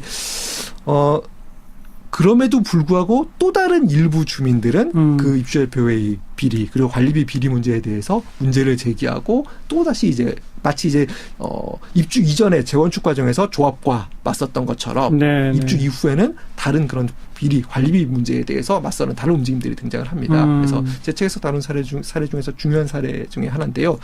일부 주민들이 자생단체를 만들고 그 자생단체를 만들어서 처음에는 뭐 그냥 이 아파트 단지 주변의 안전을 확보하기 위해서 아이들의 안전이라든가 뭐 이런 걸 확보하기 위해서 그 공동 활동을 하다가 그러다 보니까 결국 다른 문제들이 눈에 들어오더라는 거죠. 예. 바로 대표적으로 입주자표의 문제라든가 관리비 문제들이 눈에 들어오면서 그 이야기들에 대해서 목소리를 내기 시작하고 그러면서 결국에는 입주자표의 회장까지 당선이 되는 성과를 거두게 돼요. 근데 물론 이 자체는 그만큼 주민들의 관심이 적다라는 걸 반증하는 거기도 합니다. 왜냐하면은 투표율 자체가 워낙 낮기 때문에. 그렇죠. 대다수의 무관심, 그러나 뭐 소수의 정치화. 그런데 새로운 어떤 이슈가 생겨서 주민들이 관심받고 자발적으로 참여를 하다 보면 또 금방 입주자 대표까지도 차지할 수 있는. 그렇죠. 그리고 또 몇몇 아파트 단지는 그렇게 참여하신 분들이 입주자 대표가 돼서 열과 성을 다해서 주민들을 설득해가지고 예를 들자면 뭐 창문의 위치 같은 거 싹 바꾸는 공사를 한다든지 전기료를 대폭 낮추도록 대단히 큰 그 시설 투자를 한다든지 이렇게 한 모범적인 사례들도 있거든요. 맞습니다. 예, 제 책에서도 그런 사례들 중심적으로 다루고 있습니다. 자, 그래서 이제 마지막 결론이에요. 책 제목인 가치 있는 아파트 만들기.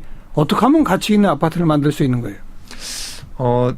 제가 사실 제목에서 쓴 가치라는 게 중의적으로 쓴 표현이거든요. 보통 우리가 아파트 단지를 바라볼 때는 절대적으로 경제적 가치에 대해서만 생각을 합니다. 평당 얼마? 그렇죠. 부동산 시장 가격에 대해서만 얘기를 하죠. 근데 사실 아파트라는 공간은 엄청나게 많은 사람들이 살고 함께 살아가는 공간이고 그러다 보니 단순히 경제적 가치만으로 환원할 수 없는 여러 사회적인 가치들, 복합적인 가치들이 혼재해 있습니다. 뭐 이를테면은 그 단지 내에서 그 공용 공간을 어떻게 관리할 것인가, 입주대표의 문제를 어떻게 할 것인가, 아까 전에 말씀드렸던 그 다양한 사례들이요. 그래서 그런 여러 사례들을 같이 꾸밀 때 있어서 사실은 우리 한국에서 아파트가 밟은 길을 봤을 때 경제적 가치라는 걸 떼놓고 생각할 수는 없거든요. 근데 경제적 가치를 시발점으로 해서 추동된 다른 사회적 가치를 추구하는 여러 활동들이 사회 전반의 다른 공공성, 공익적인 활동과 연결할 수 있는 그런 측면들을 함께 바라봐야 될 필요가 있지 않을까 하는 생각을 합니다.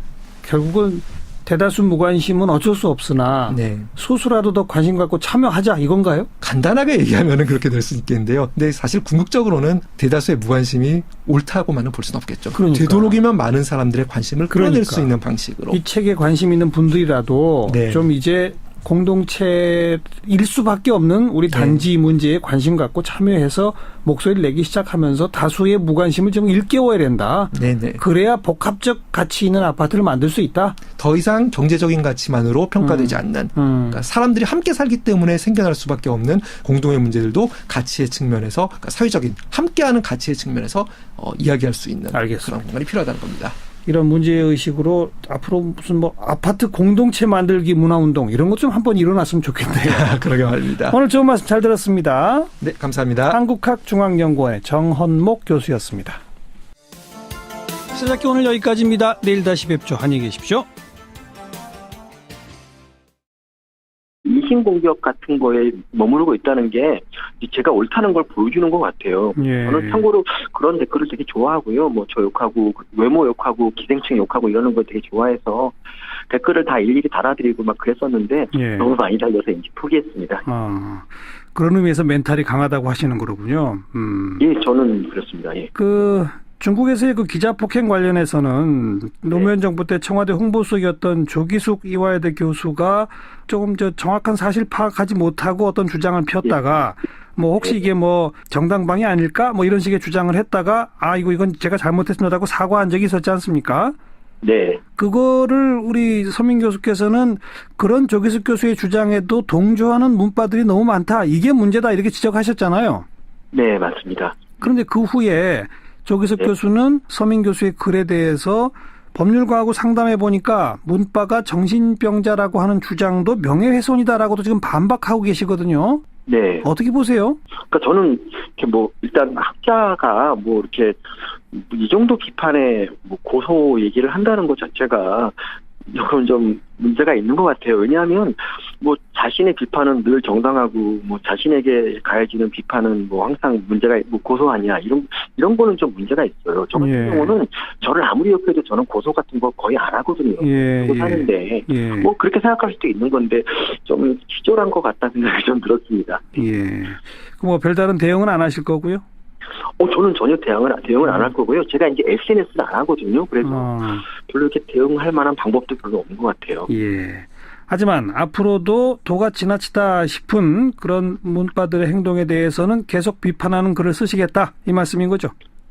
네, 한번 쓰니까 이제 한번 처음이 어렵지 두 번째는 쉽거든요. 그래서 이제 이번 댓글 몇백 개를 분석하면서 이들의 이제 삶에 대해서 좀 분석을 해보고 그 분석글을 한 다음 주 정도에 올리고 싶습니다. 네, 알겠습니다. 관심 갖고 저희도 한번 볼게요. 고맙습니다. 네, 감사합니다. 단국대학교 서민 교수였습니다. 윤태곤 실장 어서 오십시오. 네, 안녕하세요. 한일 육자회담 수석 대표들이 일본에서 만난다고요? 예, 오늘부터 내일까지 이도훈 우리 한반도 교섭본부장이 가나스기 겐지 일본 외무성 아시아 대왕주 국장하고 협의를 한다고 합니다. 네. 두 사람 다 이제 육자회담 수석 대표예요. 예. 외교부 설명은 이번 협의는 지난 19일 열었던 한일 외교장관 회담의 후속 협의다.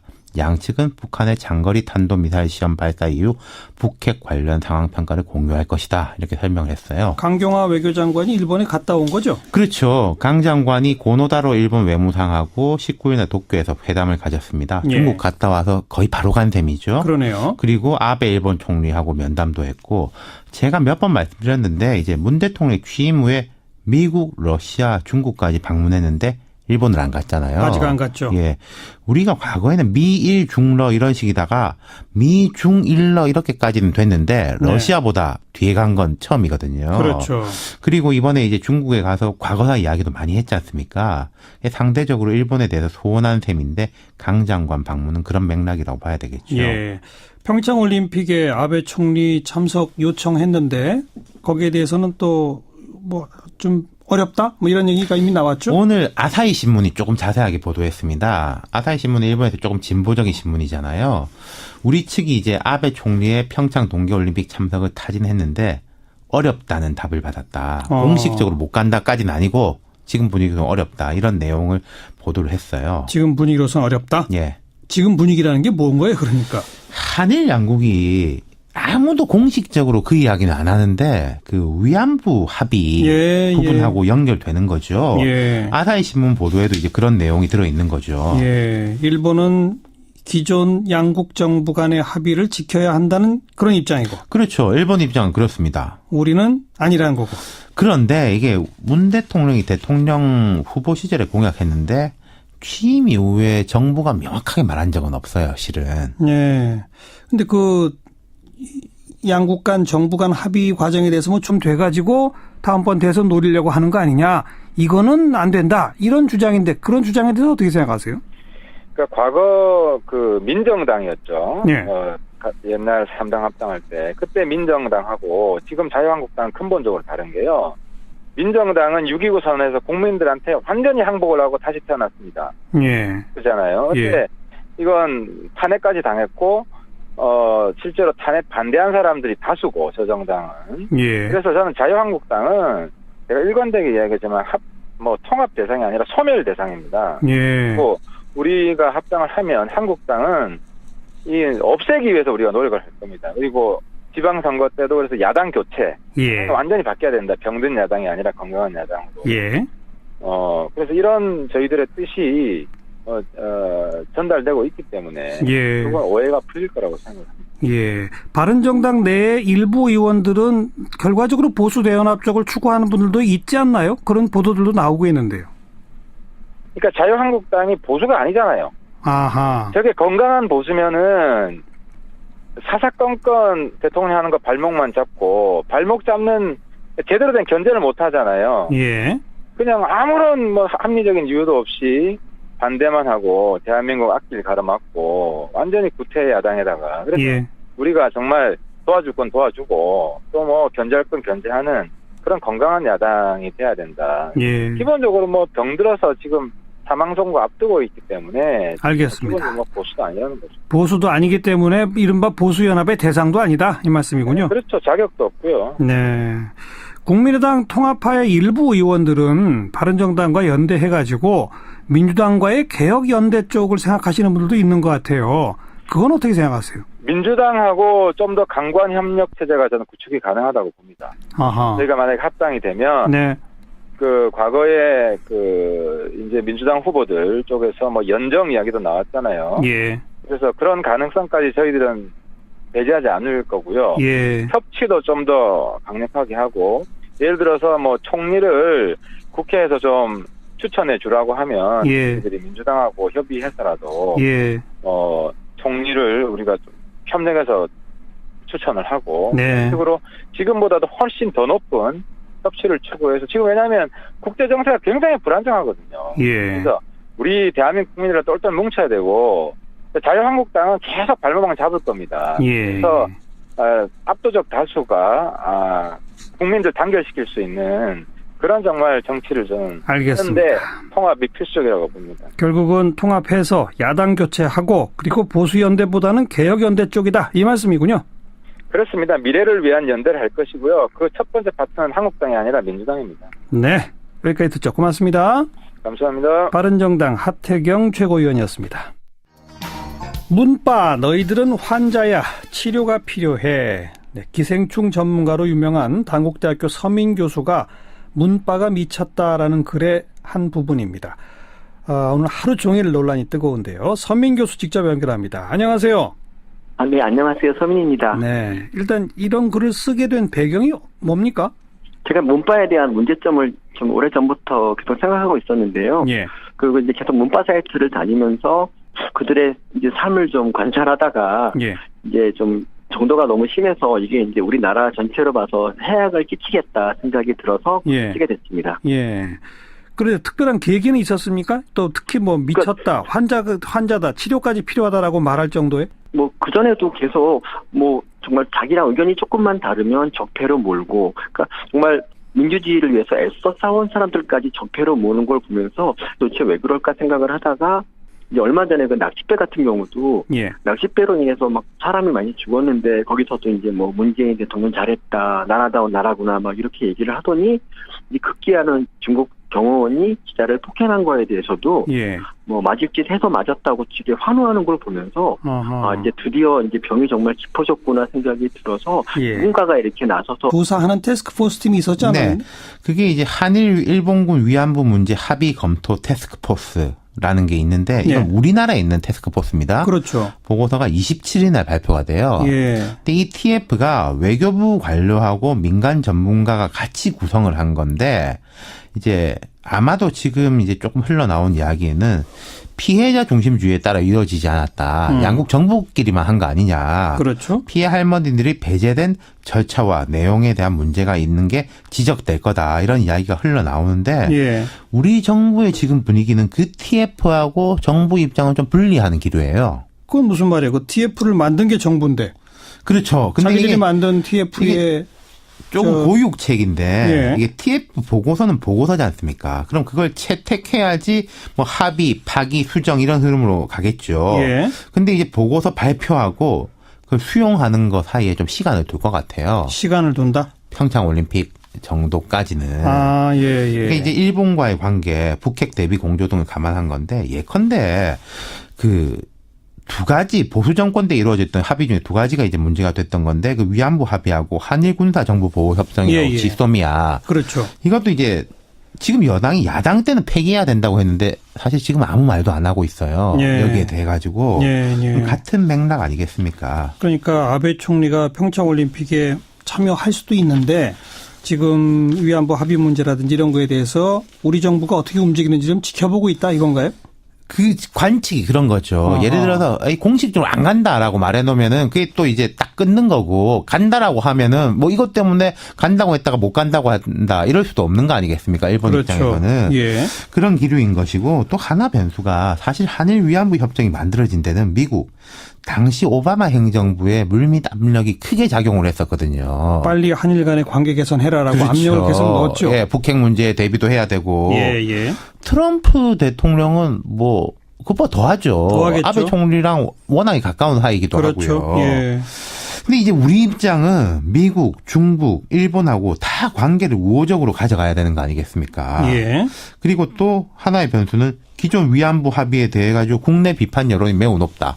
지금 여권이 앞장섰었다. 그렇죠. 거기다 또 하나 변수가 문 대통령은 이번 평창 올림픽을 그냥 올림픽 잘 치는 거를 넘어가가지고 뭔가 한반도의 평화의 모멘텀으로 삼으려고 하고 있거든요. 그렇죠. 그래서 이제 시진핑 주석한테 가서도 와달라고 이야기했다는 거 아닙니까? 그랬죠. 근데 중국도 확답은 안 했어요. 예. 중국은 보겠다는 거죠. 예. 일본도 지금은 우리 부정적인데 좀 지켜볼게. 예. 이런 기류거든요. 예. 그러니까 이제 우리가 문신의 폭이 좀 극도로 좁은 면이 있는 거죠. 그렇다고 시간만 끌어서 될 문제는 아니지 않습니까?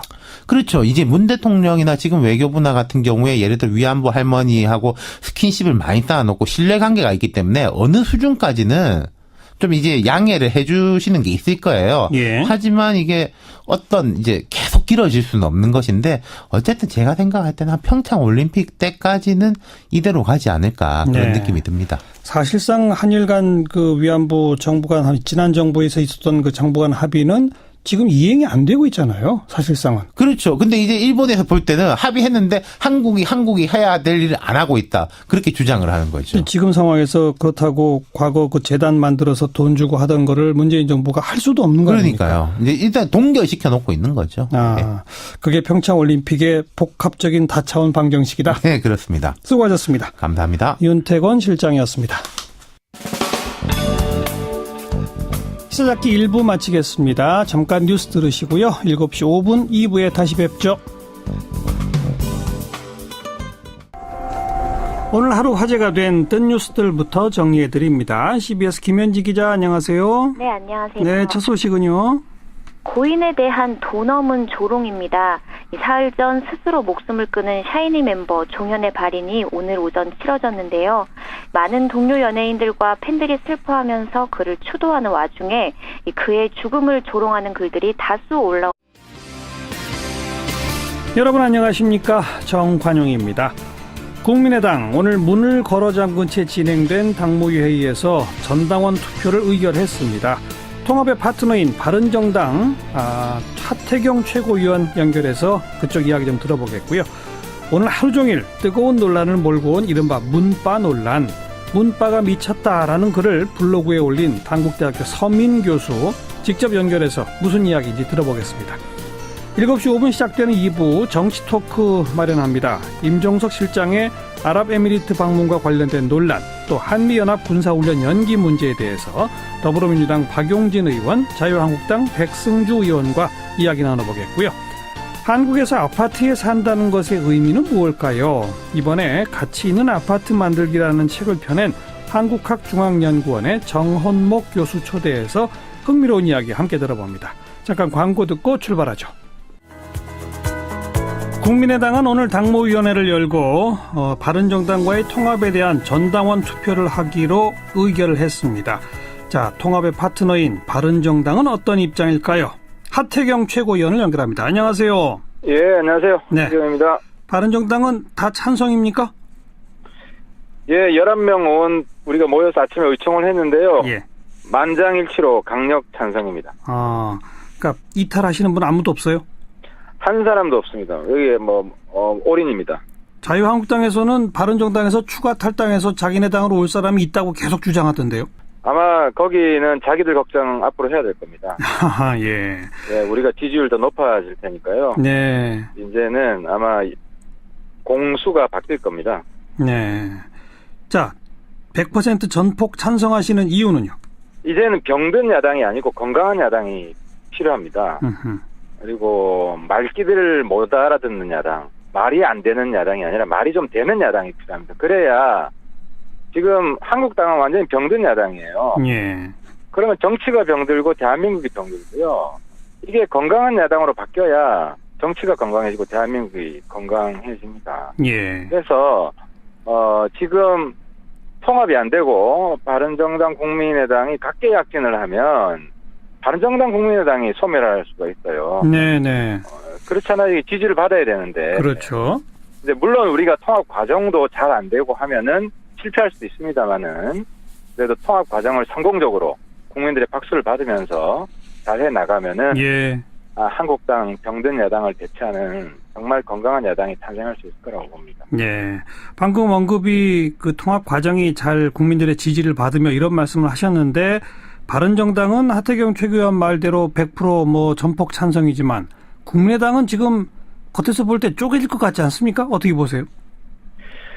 네, 그렇습니다. 뭐 우리 세상 사는데 쉬운 일이 하나도 없는 것처럼 이게 정말 역사적인 의미가 있는 전 통합이라고 생각을 하고요. 예. 사실 과거 그 아버지 때는 서로 원수인 정당이었지 않습니까? 예. 근데 지금 자식 때 들어가지고 서로 이제 친구 나아가서 동지가 되자고 하는 거기 때문에 예. 상당히 큰 어려움이 있을 거라고 봅니다. 하지만 어쨌든 양당의 주인이 지금 통합에 강력한 의지가 있고 예. 또 이제 실질적인 주인은 또 당원들인데 예. 당원들의 의사를 지금 묻고 있기 때문에 예. 결국은 저는 성공할 거라고 봅니다. 뭐 성공은 할 수 있을지 모르겠습니다만 상당수 이탈은 불가피할 것처럼 보이는데 어떻게 보세요? 저희 내부에서 이탈은 아까 말씀드린 없을 것 같고요. 예. 국민의당도 좀 슬기롭게 잘 뭐 헤쳐나갔으면 좋겠습니다.